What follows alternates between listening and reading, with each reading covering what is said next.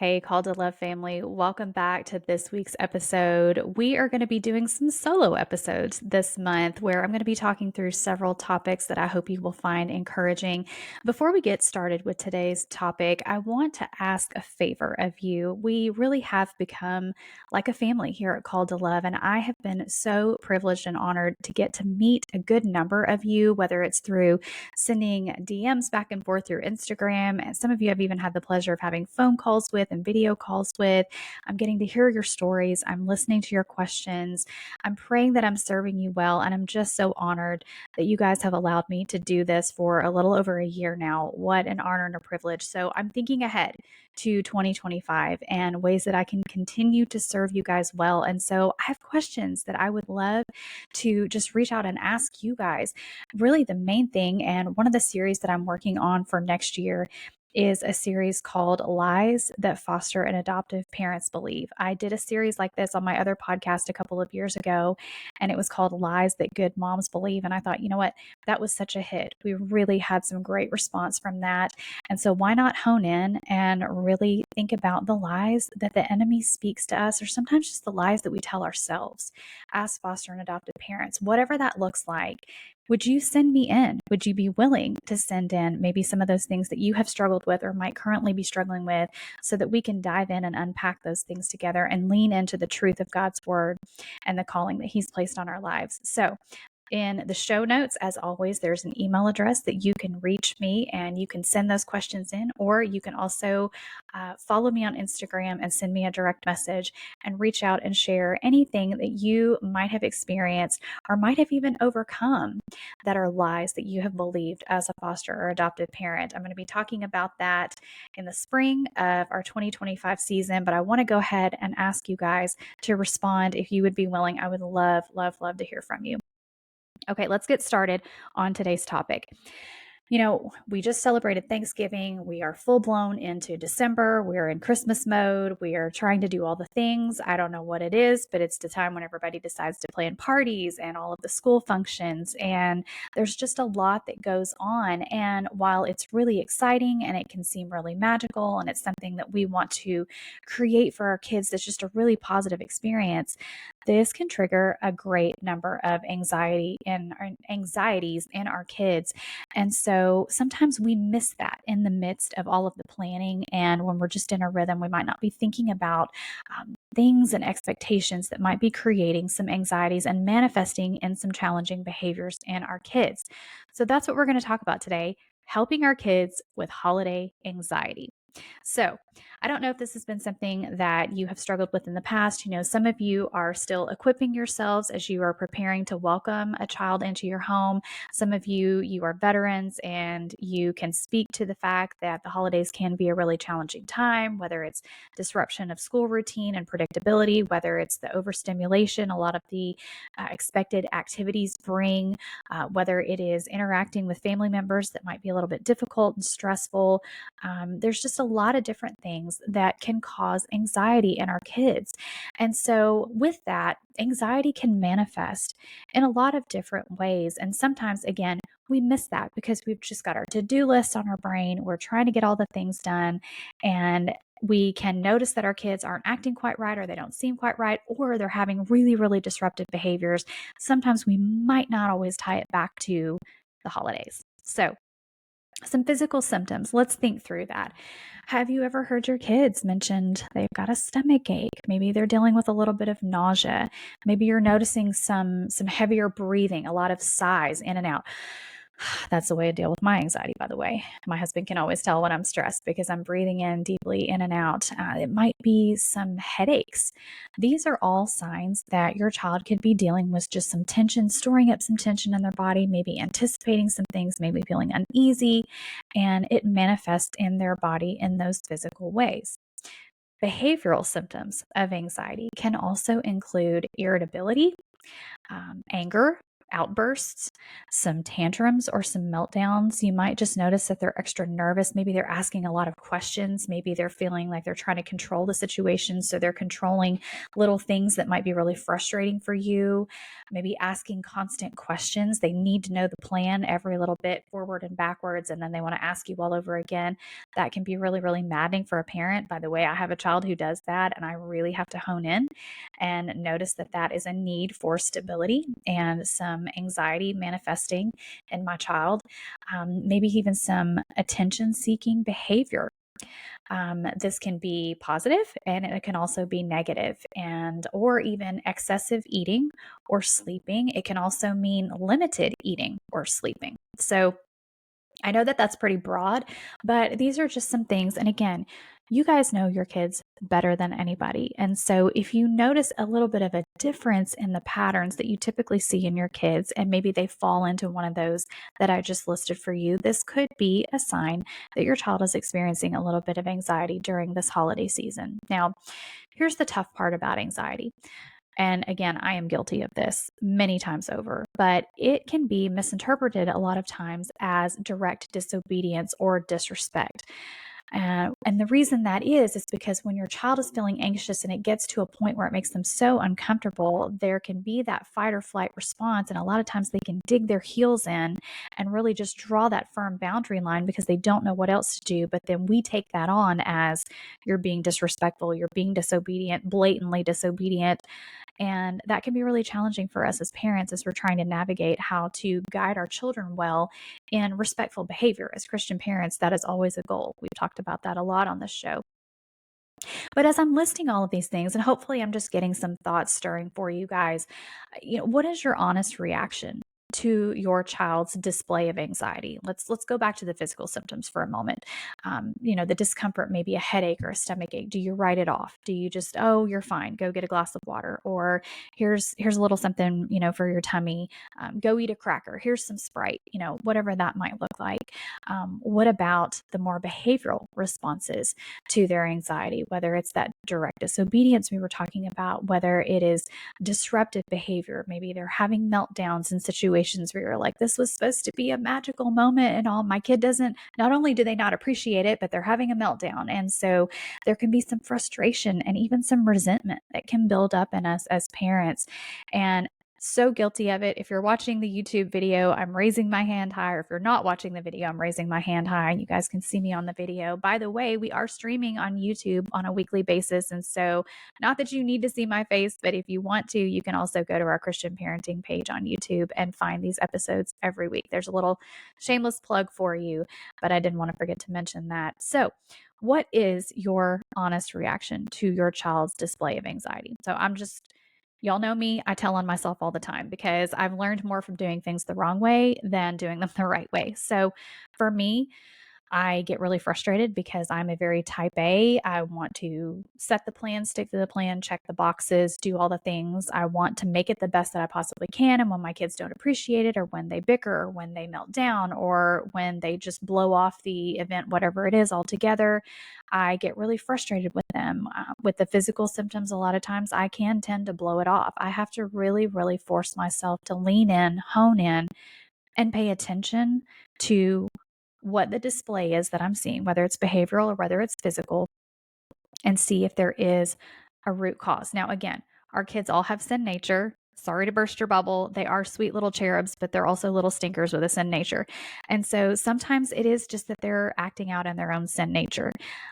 But for us as foster and adoptive parents, there is that extra layer that we just need to be attuned to. We've talked a lot about attunement this year on the show, that maybe there is something a little bit deeper that might need to be explored so that we can help our kids work through whatever it is that they're struggling with. I've said it before and I'll say it again. Behavior is an indication of a need. Physical symptoms can also fall into that. It's an indication of a need for comfort. It's an indication of a need for some type of extra support that our kiddos need. So How often do we get caught up in the daily rhythms of life and miss the needs that our kids might be communicating, especially during the holidays when they're out of school, when there's a lot of extra parties, a lot of extra stimulation going on? There might be school dress up days that might be causing sensory issues for our kids because they can't really handle the fabric textures or the bright colors or the extra body heat that it adds, or just anything extra on their faces or their heads. This can really be a struggle where they're fighting you. I don't want to wear a costume. I don't want to be in that play. I don't want to take part in that party. And you're like, why not? This is fun. And deep down, they're struggling with those sensory struggles. That's something to be mindful of.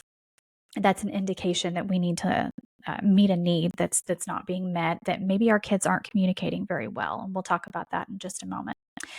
But my point in all of this is how we respond to our kids' anxiety affects how quickly they can regulate and develop patterns of overcoming when this anxiety is triggered. Now, that's the goal, right? We want to help our kids overcome their anxiety. We want to be able to see it coming. We want to help them recognize when it's coming on and give them the verbal tools and the behavioral tools to communicate that need of, hey, I'm feeling anxious. Hey, this is uncomfortable in my body, whatever that might look like. I'm perceiving a threat.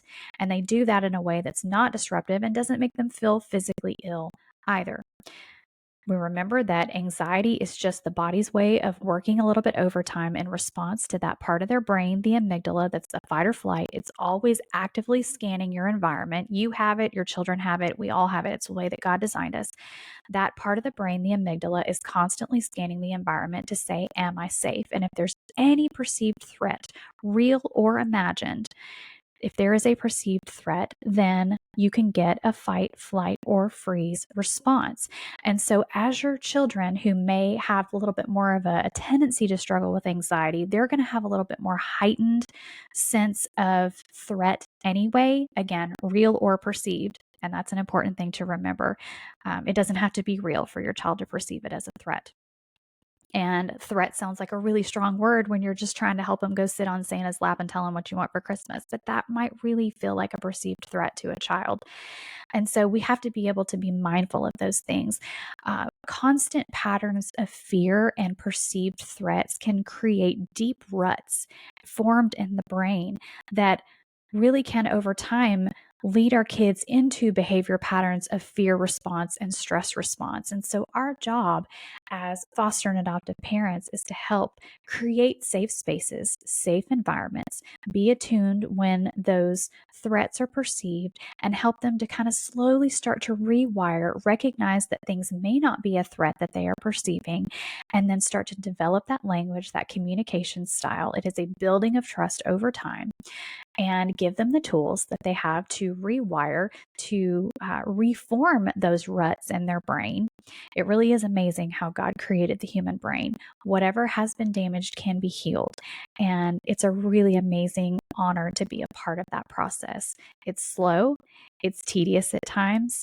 It changes on a dime. It's like shooting at a moving target much of the time, but it can be done. And I hope that comes across as an encouragement and not a discouragement. But as we're talking about the body working overtime and perceiving a threat, why do our kids' brains communicate constant threat to them? It's a fair question, because we're like, listen, I've given you a safe environment. You've been in my home for X amount of time, or I've done nothing but prove that I'm a safe caregiver for you. You have a safe bed. You have plenty of food. You have nurture anytime you need it. You have everything that you possibly need. Why would you still be perceiving a threat in the environment that I'm placing you in? I've actually asked my child that question before, by the way. Why are you afraid? You have everything you need. Well, there is still stored trauma in the body. Some of our kids have experienced years of neglect and their needs were not met. And so their brain has been trained in that way to say, this is not guaranteed. There is biochemistry that takes place in utero when a biological mother chooses adoption and there is a separation that happens mentally. There's a biochemical response that goes from the mother's decision, her emotions, her brain, that communicates that separation to that child. It's amazing. I was in complete denial about it when I first became an adoptive parent. I would love to do an episode of that. Maybe next year we can hone in on that a little bit more. Complete denial, guys, it's real.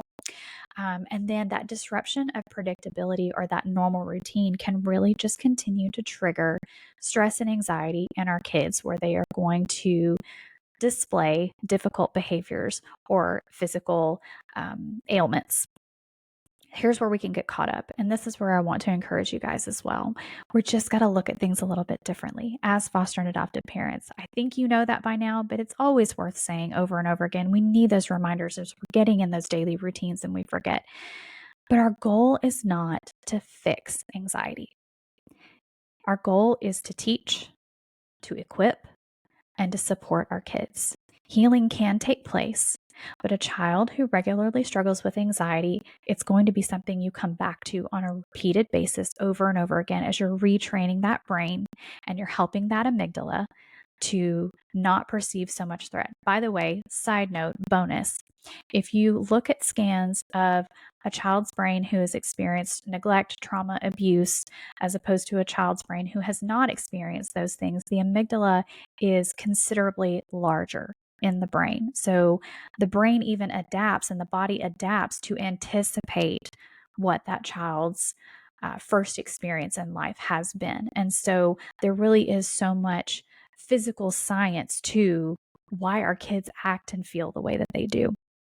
So going back to my point, the goal is not to fix anxiety. The goal is to teach our kids to identify what's going in their bodies, what they're feeling, what they're experiencing, to equip them to respond well and in healthy ways so that they can reach out properly for connection and support to help them regulate and feel safe. And then ongoing support, knowing I am a trusted caregiver who is here for you every time you need me to go through that process, however many times it takes. We really set our children up for failure if we expect some kind of a formula that will lead to a permanent fix. It's not a one-time conversation that you're going to have with your child and then all of a sudden, poof, holiday anxiety is over. And it's maybe something that you have to revisit for many years to come in anticipation, even into their young adult years and their adult years of, hey, remember, the holidays are coming. Sometimes your body starts to experience this. You kind of revert back to maybe this or that. And that again comes with time and behavior patterns and building that trust pattern with your child. Here's one thing that has been really, really helpful for me in thinking through that. And it really has nothing to do with my child. It has everything to do with me. The importance of being aware of my own stress and anxiety and how that is manifesting in my behavior and my body language to my children has been a game changer, guys. I really was not cognizant of the fact that our kids, especially those who have a really strong connection to us and look to us for safety, they are a barometer for stress. That amygdala that I was talking about, it is constantly in scan mode, looking for anything that might be uneasy, that might feel unsafe. And that includes our posture, our behavior, our tone of voice, our attitude towards things. They can detect these things in us sometimes when we aren't even aware of it, and how it has affected our breathing, our posture, our attitude, all the things. So be aware of your own stress and anxiety and how it is affecting you. Because when they sense stress in us, it causes them stress, which can manifest behaviors. This was a game changer for me when I finally clicked and the Lord just allowed me to see that and understand that. It has helped me so much to be more empathetic towards my child and to be more attuned to those symptoms and those behaviors that I mentioned when we first started our conversation today. So maybe it'll help you just as we're here. It's the first week of December. We're gearing into all of the things. Maybe do a daily self-check as you're going through the holidays. Am I stressed? What can I change to alleviate that stress? What can I let go of? How is my stress manifesting? Do I feel tense? Is my face, like my facial expressions, do I look like a safe and approachable adult? Do I look like I am distracted? Do I look like I'm frustrated? Am I breathing heavily? Am I just acting dismissive or annoyed?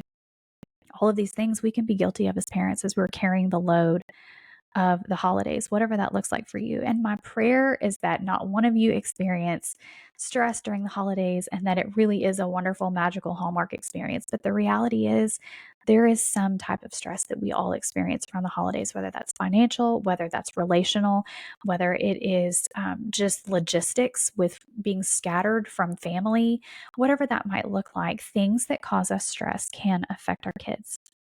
So, what expectations or plans can we let go of? As parents, I mentioned the Hallmark movies, and there's a reason why they're so popular, because they're quaint and they're cozy and they make you feel good, and it's very simple, and it feels like a very safe um, experience to have. And so a lot of times I feel like we unconsciously try to create these moments with our holiday experiences, with our families, with our kids, with extended family. And that can end up causing a lot more stress because we're trying to manufacture something that actually is not best for our family. And so, what can we simplify in our homes and in our routines over the course of the holiday that might help to alleviate some of the stress and anxiety for us and for our kids?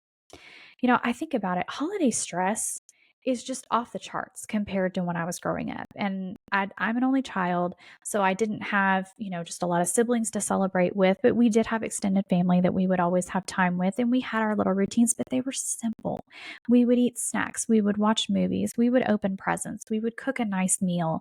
I would play with my toys. We had a Christmas program at church, but it wasn't just this absolute overwhelming schedule of all of these things and expectations. Things are more expensive now. It just seems like everything's been one upped. The demands are so much more. Nothing is simple. Everything is expensive and time consuming. And social media and Hallmark movies are screaming at us to manufacture these magical experiences at every turn. And we can get caught up in that. And our kids feel this. And so, yeah, it might seem nice to put on our jammies and, make some hot cocoa and drive around and look at lights, in the neighborhoods. But maybe that's not what's best for your family this year. At the age that you're at the point of connection that you're at with your kids. And that's just an example of, something that could be typical. But on the flip side of that, that could be too much for one family to do the scenario that I just mentioned, or it could be just enough and just right for another family, because that is the capacity that you have. That is the margin that you have to make your holidays a pleasant experience with your kids. Because ultimately, it is about pointing our kids to Christ, the story that we celebrate every year of him coming to earth to ultimately become our savior, to die for our sins. The other stuff, it's wonderful, it's fun, we enjoy it, we like the treats, we like the celebrations and things like that. But ultimately, it's about Jesus. And this calling that we have said yes to is about Jesus and pointing our kids to him repeatedly at every opportunity. So we can really protect the peace of our home and the peace of our kids' minds and bodies by being a gatekeeper for what the holidays look like based on our kids, our family, and the needs that we have in that immediate. It's not always going to be like it is right now. And I hope you hear that. Holidays may never look like you imagined, but they could look even better than you imagined as we're continuing to put in the work to connect with our kids, to build trust, and to help them to feel safe and to enjoy what the holidays need to look like for your family. So I hope that's an encouragement to you. Stressors are still going to happen and we need to be prepared. And so I don't want to just leave you with, hey, there's that. The reality is our kids' anxieties are going to be triggered. Like, we're going to experience hard moments, and sometimes they come at really unexpected times. Your kids could be going along, trekking along, and they're doing fantastic, and they're going to the different parties, and they're seeing the relatives, and they're doing the different festivities, and they're doing great. And then just all of a sudden, bam, something flips a switch, and you go from one extreme to the other. So we need to be able to be prepared for those things. And so I want to talk through just some basic anxiety calming tools that are key for helping our kids. It's something that we need to keep in our toolbox all the time, all throughout the year, but we can highlight them especially during the holidays as well. The number one tool to calm anxiety in the moment of panic, in an explosive moment, in a tantrum, or even as you see it coming. Number one tool to calm anxiety. You guys know what it is? It's breathing. Breathing is the first and best thing that you can do to regulate a dysregulated brain. So for smaller kids, I've done this with my daughter for years. She's getting a little bit older now, and so we have different things that we do. But when she was little, we would do smell the rose, You breathe in, you imagine, maybe you hold up and say, imagine a rose. Tell me what color it is. This is if they're not totally off the charts triggered, because if they're in full panic mode, they're not going to talk to you. But smell the rose and blow out the birthday candle. So you're smelling in that rose, you give them a good deep breath, and then you blow out that candle. Do it with them so that they don't feel like it's just one more thing that you're telling them to do that's going to overwhelm them. Say, let's do this together. I'm going to help you. I'm in it with you. If they are just so dysregulated that they can't follow those steps, maybe have some bubbles in a bag. I highly recommend just kind of having a little toolkit, maybe a holiday toolkit bag. Maybe we need to create some merch for this, guys, maybe next year. But blow out that candle, or smell the rose, blow out the candle, or have some bubbles. You have to breathe in and have to be able to blow out to produce those bubbles. It's something fun for our younger kids. It produces a tangible results. It will get their focus off of their panic and help them to look at the bubbles and enjoy. You are encouraging the breathing, and the brain can start to regulate again. Another extremely helpful tool is anything cold. Drinking cold liquids, especially through a straw, when you have your lips sealed over a straw, it forces you to breathe through your nose, which is the best way to inhale. And then you can blow out. Maybe have a special type of juice that your kids really like that you kind of keep on reserve. So you know it's a motivator, something that they will want to take in if you're needing them to do this exercise to calm down. Keep it cold, their favorite juice. This can also be helpful if you've been traveling a lot, or if you've been going around and doing several different activities and maybe your kiddo's blood sugar has gotten a little bit low. This can also just exacerbate that anxiety and create more issues from the physical manifestations of anxiety. So juice is a really good one. Cold juice, if you suspect low blood sugar, and that cold will trigger the brain and almost kind of, I don't want to say shock the brain, but it'll just get your brain's attention to, hey, come back to reality, you're safe. And then you start those breathing exercises and it helps your kid to calm down. Anything along those lines. Cold, if you have just some water, like a cold rag, if you don't have access to juice, if you have a cold rag that you can run under the sink, or an ice pack, put that on the very back of the neck. Let your kiddo know that you're doing it. Don't shock them. That can be perceived as an attack as well. So, hey, I'm here to help you calm down. Here's my hand. Feel this cold pack. I'm going to put this on the back of your neck, and we're going to help you calm down together. And you place that on the back of the head. And that can be something that can just get the brain's attention again and bring it back to reality of you're safe and I am here to help comfort you and regulate you. Another really useful tool is movement. Our kiddos, when they're experiencing anxiety, especially if they're having to sit still, maybe in long programs or things like that, anxiety can kind of start to raise. And so movement, walking, right and left movements forces the brain to communicate and come out of panic mode. There's something about it's called bilateral movement. One side going back and forth and alternating that movement will help. And so it might look like you need to step out of the Christmas program and just take a walk around the lobby and maybe do some breathing as you go. Give them some visual exercises. What do you see? Do you see red ornaments? Do you see stars? Do you see gold ornaments? What do you smell? Do you smell hot chocolate being prepared over here? Get them moving, get them talking, and that will help to regulate that anxious brain. Another example of bilateral work would be tapping. And I'm going to push my microphone back here. So if you guys are watching me on video, and I'll describe what I'm doing audio. So I'm giving myself a hug, and I've got my hands resting on both of my shoulders, and I just take turns alternating tapping. And this is another way that you're getting both sides of your brain to communicate and come back out of that place of panic. And also doing those breathing exercises as you are tapping, that is going to be really, really helpful. It is a way of resetting your vagus nerve, which is a key nerve in your body that will communicate and help to regulate the central nervous system out of that panic mode. If you have kiddos that are a little bit older that can communicate well with you, if you've got them relatively calm and they're willing to engage in this activity with you, another good option would be to have them close their eyes and picture a safe place. Maybe it's one that you guys talk about often. Maybe it's a favorite place that they go to where you know they feel comforted. Maybe it's their bed. Maybe it's a really soft, fuzzy chair. Maybe it's outside under their favorite tree in the backyard. Have them close their eyes and picture that safe place, and then open their eyes and describe describe it for you. Ask them what they see, ask them what they smell, ask them what it feels like, and that will help their brain to get their focus off of what's scaring them or making them feel anxious, and it will bring them back to a place of calm where you can help regulate them and get them back into a better place. The 3-3-3 practice is another great example of this. You can ask your child, again, this does not work. Disclaimer, this does not work when your child is in full panic mode, when they have flipped their lid and they are just in full-blown fight or flight. Don't try this practice. It will just frustrate you and your child. But if you've got them in a place of calm, maybe you're bringing them down, maybe you've had some of that breathing, you've had some sips of juice, you can tell. You guys know your kids. You can tell when they're coming back to you, essentially. Ask your child to name 3 things that they can see. Then ask them to identify 3 sounds that they can hear. And then ask them to move 3 different parts of their body. These are great ways just to bring that mind and body connection back into unity, and it will bring them to a place of calm. Now, these are all just examples. You might try every single one of these and none of them work in any given moment. And that's why we have a big toolbox full of lots of things. Ultimately, a lot of times I will just pray and say, God, just show me what my child needs right now and help me just to be available for that. And I believe wholeheartedly that He is good and faithful to do that, to help you to meet the needs of your child.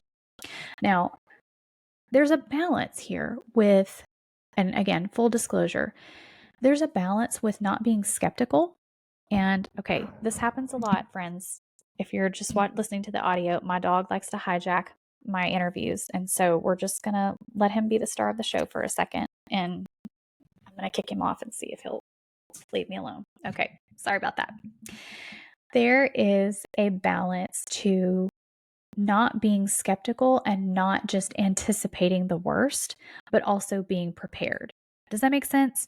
So you want to always be prepared, but not thinking the worst of the situation. Like, we want to be hopeful, knowing that we've done the work ahead of time to prepare ourselves and to prepare our kids ultimately of, hey, this is going to be taking place. Here's the plan. Here's where we're going to be going. Here's what you can expect. Here's who you're going to see. Here's what it's going to sound like. Here's the food that's going to be there. Here's the, just kind of giving them an overall. Now, see, I'm talking backwards on this one.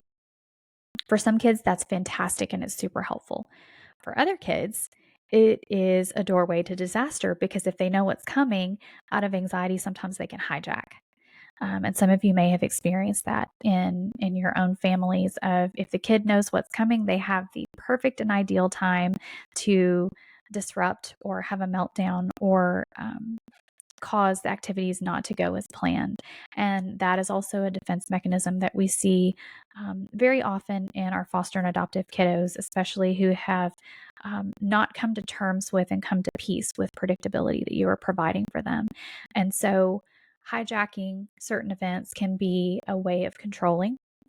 And that in of itself really is another episode that we need to dive into. But just, I want to speak to that and let you know that you're not crazy, and that is a real thing, and it is very common, and it is no reflection upon you in any way as you are trying to discern how your child is going to interpret or behave in any particular scenario. So another side note on all of that. My point being, going back to what I was saying, was plan ahead of time as best as you can. If you feel it is best to give your kiddos the plan step by step so they know what's coming, then do that. If you feel like it is safer and better for them for you to just maybe share one thing at a time as you're coming along and reassuring them, I will let you know what's next as soon as it's time, then that's a good approach as well. There's no one set formula. It is based on the child and how they best interpret information and experiences that they have around them. So I mentioned having a kit, and I think that that is also a really helpful thing, especially, again, for our younger kids, but really our older kids too, if there's some form of sensory things that you can provide. For our younger kids, examples of that anxiety kit might include some bubbles, some Play-Doh so that they have something tactile to be working with. It gives something for them to focus on while you're working through those breathing exercises or the visualization exercises to help them calm down. Maybe you take with them their favorite book, their favorite lovey, some kind of a comfort item that you know is really, really helpful for them to help calm them. Maybe you have verses, Bible verses that you've written together when you've had conversations about feeling safe and calm and peaceful, and pictures that you can color together, a joke book, maybe to disarm a little bit of tension. Nothing can disarm stress and tension like humor. Um, if it's appropriate, if you have a child that invokes rage, then don't try that. But if you have a child where you know that you can get them giggling and that can help disarm some of the fear and anxiety and panic, then that's another good option as well.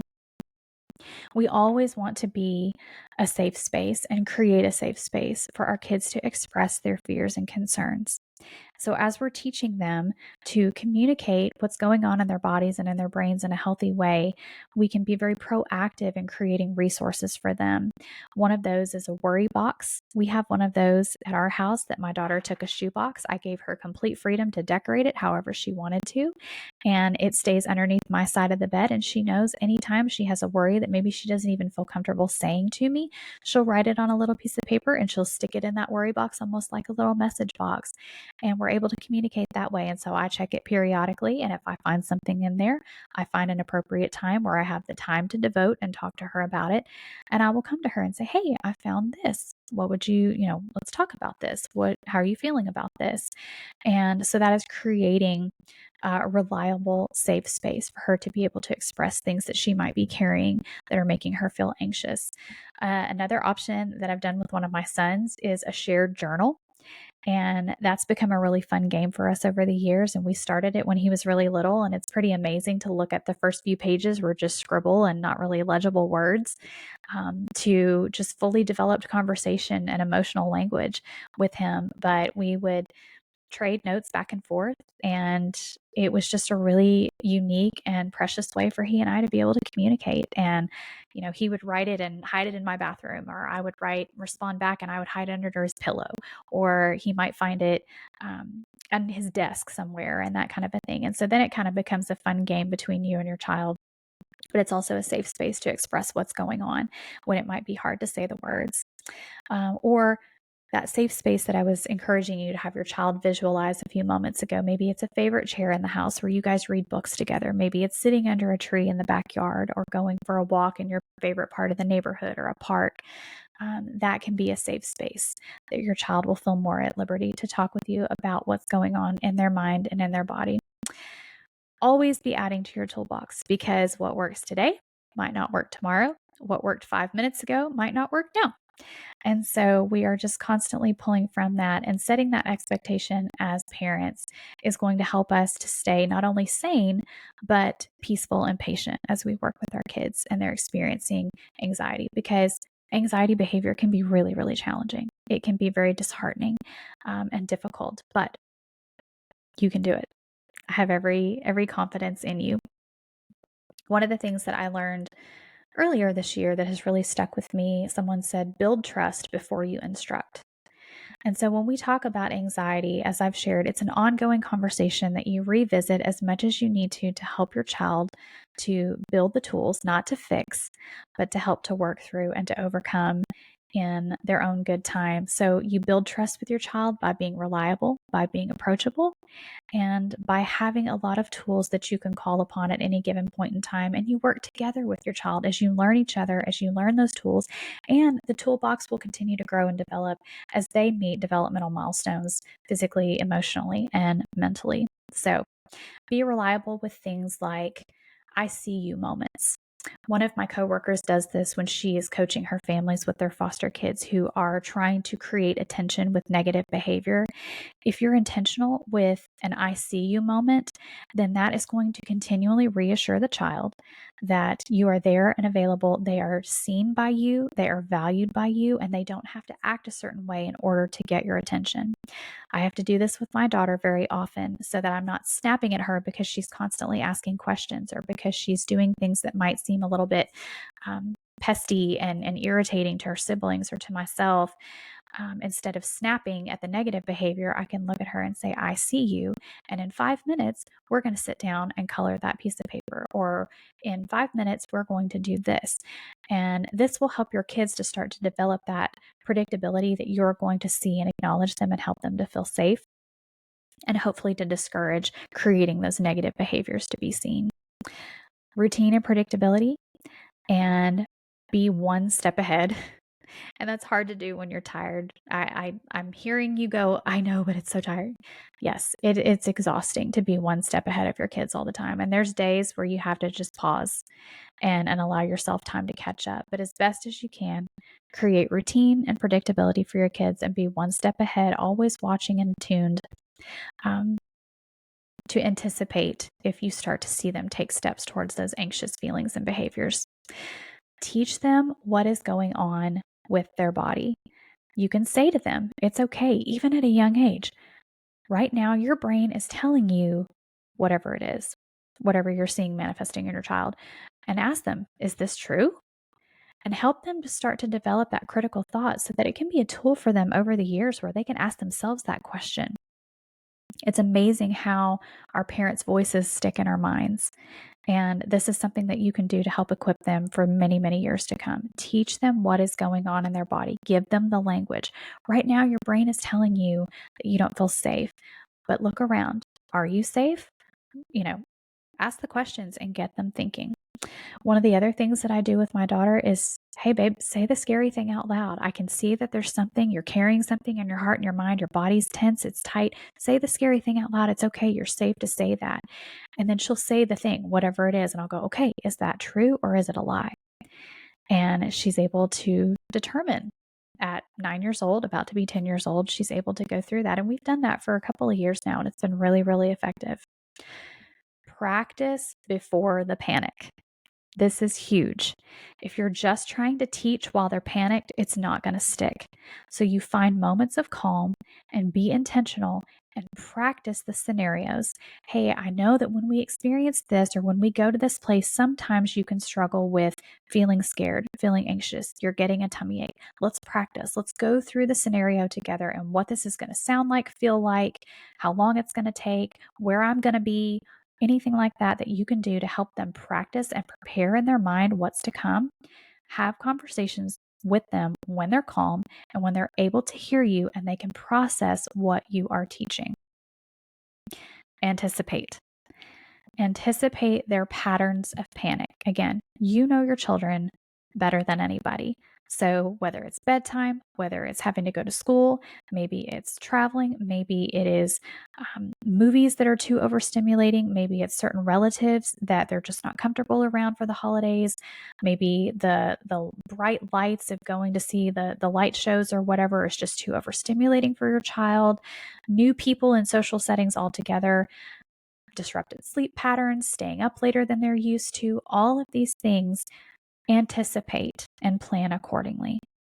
And as always, remind your kids that you're there and point them to the Lord and say, listen, the Lord is equipping me and I am here to help equip you. And then practice, practice, practice. It's amazing how dedicated practice can make a difference over time. And pointing our kids back to the Lord, back to scripture, and reminding them over and over again, I am a safe place for you. I am here to listen. I see you. And we will plan our holidays around what is best for our family. A disclaimer on that. One child does not need to dictate your entire holiday experience. So I want you to feel encouraged to find balance in that. We do not want to give our children enough power that they control everything, because a child doesn't need that much power. It's not safe for them. And I hope that makes sense what I'm saying. God made adults in the parenting role for a reason, because we're older, wiser, and we've seen a thing or two. And our kids haven't experienced those things yet, and they need to sit under the safety of our wisdom and our guidance, and so they don't need to be running the show. I hope that makes sense. We do it out of love, not out of being authoritarians, but we also need to find that balance between not robbing everybody else of a good holiday experience, and using teaching moments where we can. Why do you try to steal the show? Honestly. My dog has hijacked our episode again, guys. Sorry. Let me talk really quickly as we're closing out today's episode. I've given you a lot of just physical science, brain and body science, and we've tied in just our hearts to continue to tie everything back to the Lord. But I do want to lean in just a little bit on some of the physical and nutritional side of things as we are going into the holidays. You know, it is typical that we have all kinds of sweets and treats and extra special things in the way of food that our kids' bodies might not be used to, or they might be extra sensitive to. Now, I am not a medical professional in any way, shape, or form. I've done my own homework, my own research, and I'm just going to share some of the things to suggest and encourage you to do your own research and understand a little bit better. But there are proven effects of certain foods, especially related to sugar. So let's just start there. It's the culprit so much of the time. Processed sugar, especially, and processed foods in general.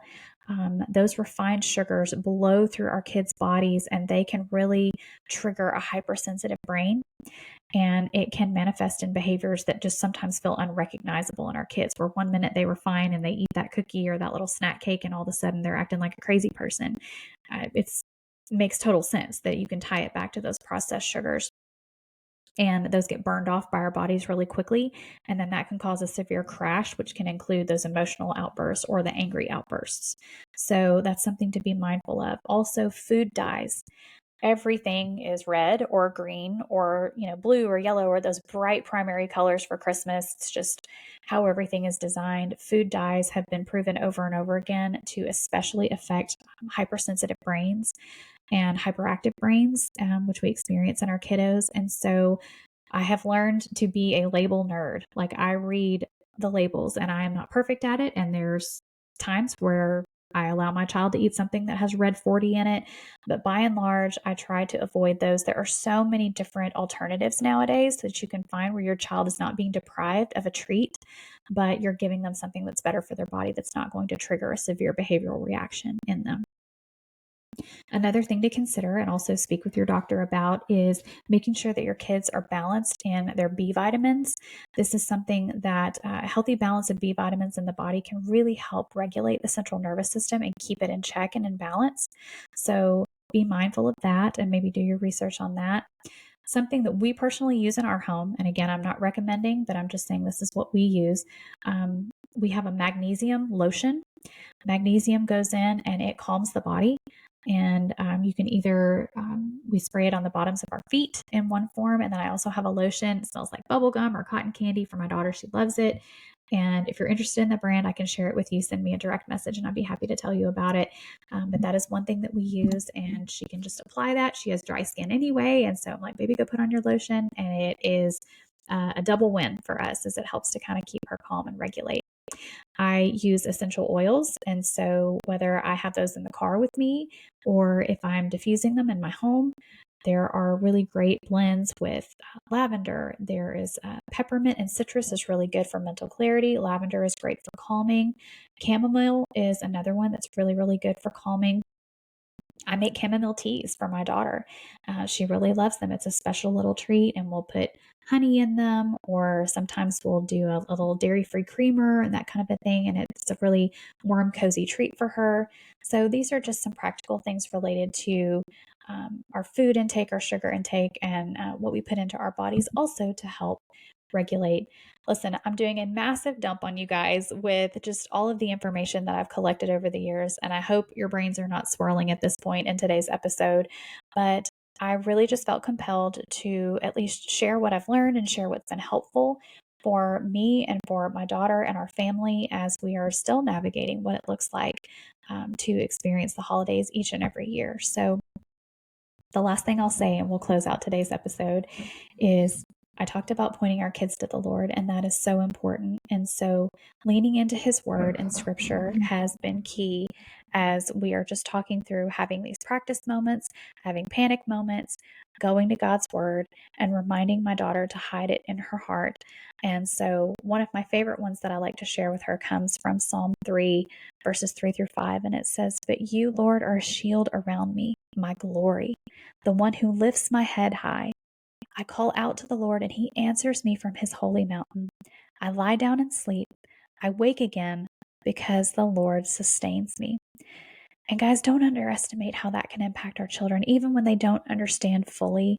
or grasp the concept of these words or these phrases in Scripture, speak Scripture over your children and let them hear and talk with them about it. The Lord is a shield around you, my child. He lifts your head high, and you can call out to Him and He will answer you. You can lie down and sleep safely and wake again, because the Lord is the one who is sustaining you, who is keeping you going, even in the midst of your struggle.